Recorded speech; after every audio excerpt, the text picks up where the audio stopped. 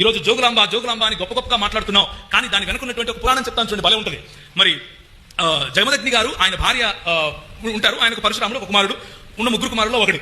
జమదగ్ని గారి భార్య అయినటువంటి రేణుక గారు ప్రతిరోజు పోయి నీళ్లు తీసుకొని ఇచ్చేవారు. ఒక రోజు గంధర్వులు వస్తే వాళ్ళ మాయలో పడిపోయింది అని అనుకుని జమదగ్ని ఏమంటాడంటే, ఈ రేణుకను చంపేరా అని అంటాడు. ముగ్గురు పిల్లల్లో ఒకడైనటువంటి పరశురాముడు సరే నాన్న నేను చేస్తాను అని చెప్పి ఆమె తల నరికేస్తాడు. ఆమె తల నరికేసిన సమయంలో సరే నా కొడుకు నా మాట విన్నాడని చెప్పి నేను నీకు వరాలు ఇస్తాను చెప్పరా ఏం కావాలో అంటే, మా అమ్మ తిరిగి రావాలి అని అంటాడు. మీ అమ్మని తిరిగి రావాలి అని అంటే, మరి తలకాయ తీసుకొని వచ్చావు కదా మొండం ఏది అంటే, సరే నేను మొండం తీసుకొని వచ్చిస్తాను నీకు అని చెప్పి ఒక శూద్ర జాతి స్త్రీ, ఒక అస్పృశ్యురాలు, దాసులు, దస్యులు, మ్లేచ్చులు అని ఎవరైతే పిలిచారో, నల్లగా ఉంటారు ఇంత బండగా ఉంటారు అని ఎవరైతే పిలిచారో, ఒక అమ్మాయి ఒక స్త్రీ అక్కడ నీళ్లు పట్టుకుంటూ ఉంటే వెళ్ళి దాన్ని తల నరకరా అంటే తల నరికాడు.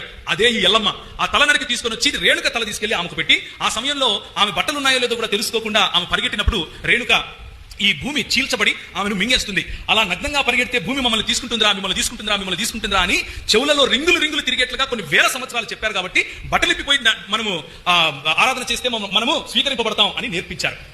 అది దీని వెనుకున్నటువంటి పుక్కిటి పురాణం. కానీ క్రైస్తవ మిషనరీలు ఏం చేశారు, నువ్వు దేవుని స్వరూపంలో ఉన్నావు అన్నారు, నువ్వు దేవుడు తన పోలికలో నిన్ను చేసుకున్నాడు అని చెప్పారు, నీకు బ్రతికే హక్కు ఉందని చెప్పారు, నీవు బట్టలు కట్టుకునే హక్కు ఉందని చెప్పారు, నువ్వు వాళ్ళ ముందు నాట్యం చేయక్కర్లేదు అని అన్నారు, వాళ్ళ ముందు నాట్యం చేసి నీ ఆత్మాభిమానం చంపుకోక్కర్లేదు అని అన్నారు, వారికి బట్టలు కప్పారు. అలాంటి దేవుడు వద్దు నాకు ఎందుకంటా నేను తప్పకుండా కావాలి. దేవునికి స్తోత్రం కలుగును గాక. అది దేవుని రాజ్య స్థాపన. దేవుని రాజ్య స్థాపన అంటే బైబిల్ పట్టుకుని 2-3 మాటలు చెప్పడం కాదు. దేవుని రాజ్య స్థాపన అంటే ఇలాంటి సోషల్ ఈవిల్స్ కు వ్యతిరేకంగా పోరాడగలగటం. హామీ కార్మికాయలు లాంటి వాళ్ళు వాళ్ళ జీవితాన్ని పణంగా పెట్టి ఈ రోజు మన కోసం పోరాడారు. కాబట్టి మన స్త్రీలు పైవస్త్రం ధరించుకుంటున్నారు, మన స్త్రీలు సరిగ్గా బట్టలు కట్టుకుంటున్నారు. కేరళలో అదే ప్రాంతం, అదే వివక్ష. మదురై ప్రాంతంలో అదే వివక్ష. పైవస్త్రం ధరిస్తే చనులు కోసినటువంటి, స్తనాలు కోసినటువంటి చరిత్ర ఈ దేశంలో లేదా అని ప్రశ్నించండి.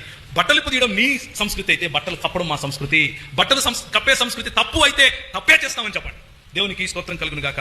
ఇది ఈ జోగిని వ్యవస్థ అనేది తమిళనాడులో దేవరాడియార్ అని పిలిచారు. అలాగే ట్రావెన్కోర్ ప్రాంతంలో కుడిక్కార్లు అని పిలిచారు. ఆంధ్రప్రదేశ్ ప్రాంతంలో దోగములు, సానిలు అని పిలిచారు. కన్నడ స్పీకింగ్ ప్రాంతంలో బసవిలు అని పిలిచారు. గోవా ప్రాంతంలో భావనిలు, భవినీలు అని పిలిచారు. మహారాష్ట్ర ప్రాంతంలో జోగతీలు, జోగినీలు అని పిలిచారు. ఈ వ్యవస్థ ఆన్ పేపర్ మీద ఈ రోజు లేదు, కానీ ఈ రోజుకు కూడా ప్రాక్టీస్ చేస్తున్నారు. అంటే దాని అర్థం ఏంటంటే, ఈ నల్ల పుస్తకం ఇంకా అందరి చేతిలోకి వెళ్ళలేదు. మా పితరులు ఏదో చేశారు అని చెప్పుకోవడం కోసం ఇండాలజీ ప్రోగ్రామ్ కాదు, మనం ఏం చేయాలి అన్నది ఆలోచించడం కోసం ఇండాలజీ ప్రోగ్రామ్. ఈ రోజు మనకు ఉన్నటువంటి అడ్వర్సరీస్ మనం చూస్తే, మనకు వ్యతిరేకంగా వస్తున్న భావజాలాలు చూస్తే, పొలిటికల్ గా, ఆర్థికంగా అన్ని రంగాల్లోనూ మనల్ని కుదించేయాలి అన్నటువంటి ప్రణాళిక ఉంది, అది నిజం. కానీ మిషనరీ వ్యవస్థ ఈ దేశానికి వచ్చినప్పుడు అంతకంటే భయంకరంగా ఉండేది.